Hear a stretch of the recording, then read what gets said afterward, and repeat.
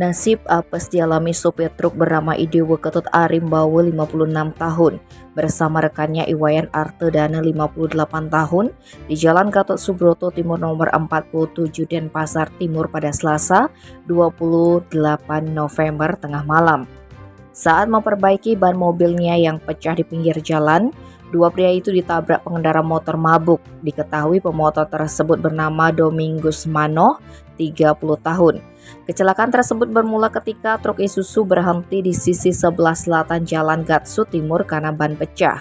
Sementara itu Domingus datang dari arah timur menuju barat dengan mengendarai sepeda motor Suzuki Satria FU.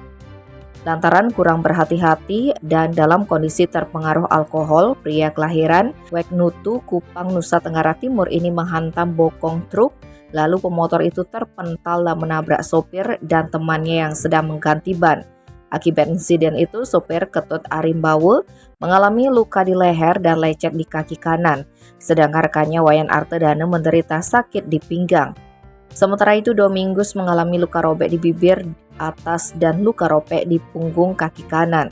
Selanjutnya, ketiga korban kecelakaan yang ternyata sama-sama beralamat di Kabupaten Tabanan itu dievakuasi menggunakan ambulan BPBD Kota Denpasar menuju RSUP Prof. Ngurah Denpasar. Kasus kecelakaan tersebut kini sudah ditindaklanjuti Satlantas Polresta Denpasar. Tim Bali Express melaporkan.